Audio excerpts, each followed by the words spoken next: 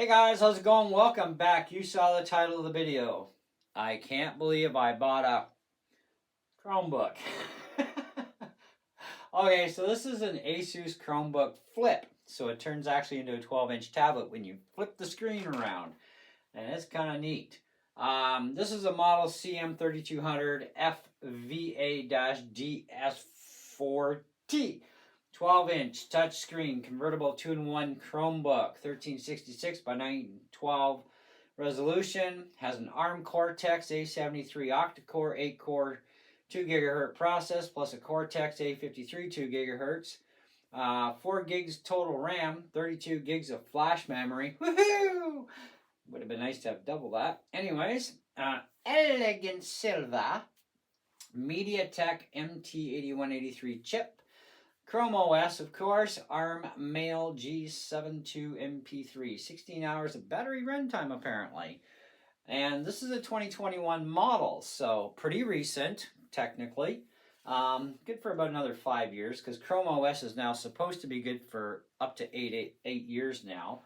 And I was looking at a bunch of these, and I settled on this one because out of all the Chromebooks they had over at Hawk Exchange, this was the most sexiest and appealing and modern looking, and it didn't have 5-foot wide bezels. So I thought, and I did see another 2021 laptop or Chromebook there, and it's like, the friggin', there was hardly any screen. It was mostly bezel, and I'm like, forget that. Let's get this modern day thing. So right now you can currently buy this at pccanada.com if you're in Canada. For $407.99, just call it $408, okay? Plus, you know, tax and jazz like that.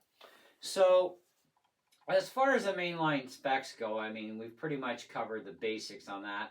It does have a Type A and a Type C port. They're version 2.0. And the Type C is also doubles as your charge port. I did not get the original charger with this thing. Somebody must have killed, broke, or whatever the original. But I did get this massively long Type A to Type C cable and a Samsung 2-amp charger, which is useless as a dead mosquito. It only has enough amperage in it to just run the notebook. So it can't charge the battery and run the laptop at the same time. So I do have a 65-watt 3-amp brick on it right now, which has 1 extra amp. Whoa! So it has more than enough juice to run the Chromebook as well as charge the battery. And it's taken about roughly 2 hours and a little bit because the battery was like flatlined. You know, we plugged it in for a few minutes at the Hawk shop. It's like, let's power this up and make sure it actually got reset right, and it did. So I was like, okay, cool, let's give her a few minutes, and started putting a charge in, and I figured, you know, for 2021, this battery is still going to be pretty healthy. So it is 100% charged now, which is great. You are 100% Wi-Fi only. I don't know if you can use an Ethernet to USB-A or USB-C adapter. I do have those adapters. I'll have to try that out.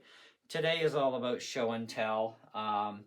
Now, I hate Chromebooks, I'll be honest. So why did I buy one?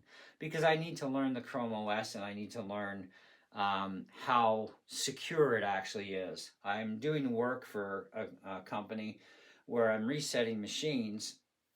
And of course, we got tablets, we got Windows laptops, and whatever else they happen to come across that they bring into me that people lose on pawn.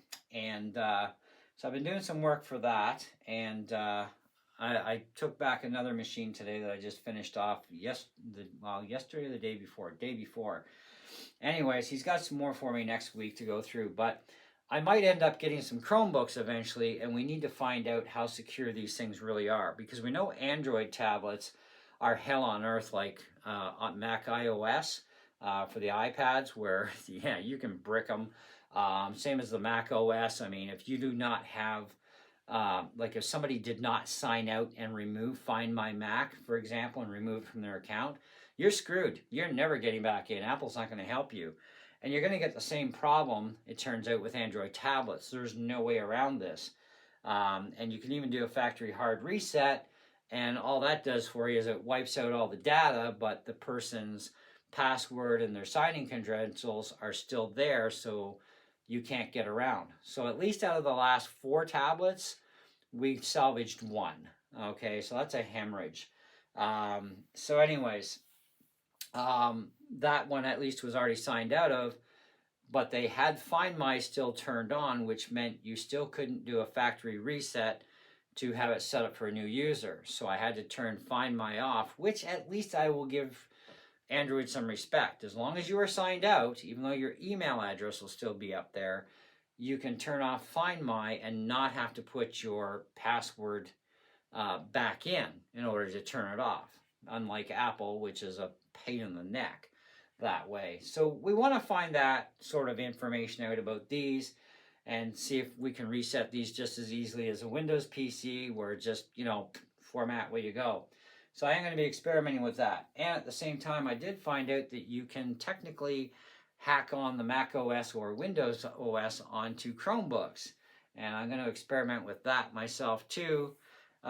32 gigs of storage is not much, and I don't think it'll run a new Mac OS. It might run like Big Sur or something a little smaller, but we should be able to at least get Windows 10 on 32 gig. That, or install it onto the 128 gig card I put in here as extra storage that I can assign for.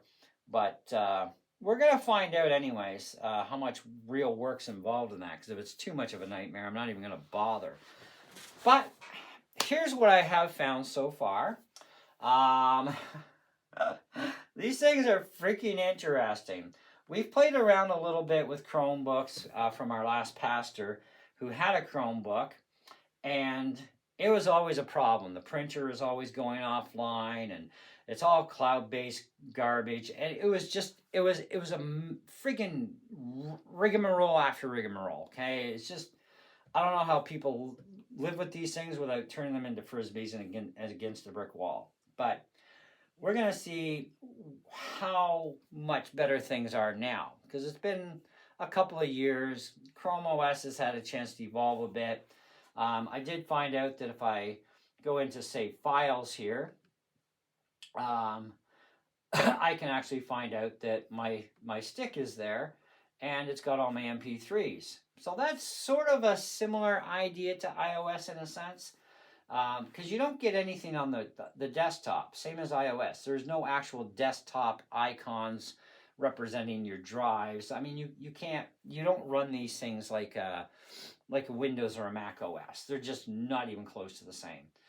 The trash is interesting that it's there. I wouldn't mind a shortcut of that on the desktop. I don't know if we can do that or not. We're going to find out, because now that I own one of these things, and at least it's a more modern one than the last one that our pastor had, well, we may have some hope yet that maybe we might be able to change our thought process a little bit about these, or maybe we're still going to say they're garbage. We'll find out.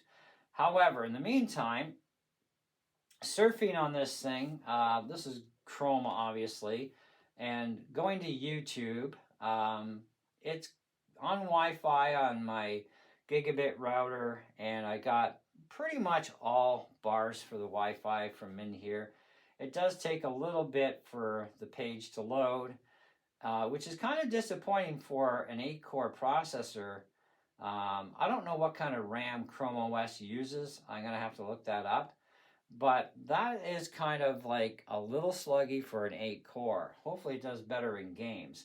And apparently Chrome OS does have some quite cool games, but I'm going to see what free games I can find to download. And there's a couple programs I also want to try too, if I can get free trial versions of them, and see how that works out.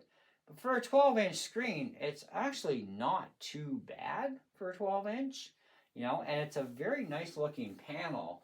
I'll definitely give them that. I'm going to go up to the Asus website here, just to see if we can get a little bit more information about this thing, especially on the screen. So we do have, well, it does say that there is a stylus you can get for this sold separately called the USI stylus support. if I do play with a stylus, I think we still have one of those rubber tipped ones around the house somewhere. I'm not spending money into this thing. I mean, I spent enough on just getting it. And I got it used. I didn't buy it brand new, so at least I saved some money there. But I'm just trying to see what we've got. So we've got a touch screen, glossy display, 220 nits of brightness. NTSC is 50%, screen body to ratio 78. It's touchscreen, obviously, so even in this mode, I can say, okay, I want to go to YouTube, and some other app that just opened up the same. Oh, I opened up twice. That's interesting. I didn't want it twice. Oh no, that's the Google Play Store. Okay, so we just want YouTube. So touchscreen is kind of interesting. I don't think it belongs on laptops, but this is not just a laptop. It's also a full-out tablet. So if we unplug this thing from power, we can just flip the screen around like so. And now we have a full-out tablet, which is nice because now you got all your apps right in front of you. It's kind of cool, right? So I kind of like that. I think that's neat. And of course, your keyboard and your trackpad are disabled in this mode. So now if you want to go up to, you know, play around with Chrome, Chrome has the same layout, at least in the mode where it looks like a laptop mode. Chrome works exactly the same way as Chrome does on any other computer. It looks the same, functions the same. It's like, now, if we could only get Apple to do that. Anyways, there's good and bad in everything in this world, okay? I mean, seriously. But now we have access to our apps here too, which is kind of nice. Our camera. So if we touch our camera app, there we go. Now, our camera, of course, is in this mode, which works best, but we can also flip it for portrait. So we have portrait, or we have landscape mode. It is 720p. What I can say I do like here is that in this mode, in tablet mode, we get a much bigger screen. And for a 720p camera, it actually doesn't look too bad. So we'll give it some kudos here, okay? I mean, that's not bad. That's actually probably a better camera than what's in my $2,000 gamer system. So let's put this back into laptop mode. And now we get shrunken down. Now, can we make this any bigger? Apparently, nope. Can't make it any bigger. So, yeah, that's going to be a thing, right? Anyhow, and then, of course, we want to close down the app. How are we going to do that? Nope. Okay, so go back into this mode. We swipe it once, swipe up again, if I remember right. Yeah, so that swipes and totally closes out the app, just like we do on iOS. But it only works in that mode. Otherwise, the app will stay running in the background until I figure out how that shuts down. The sound quality from the speakers is not bad, but this thing is not very loud at all. We'll have a further demo later on because we're already heading near 15 minutes. So no star rating today. But I paid $109 for this at a pawn shop.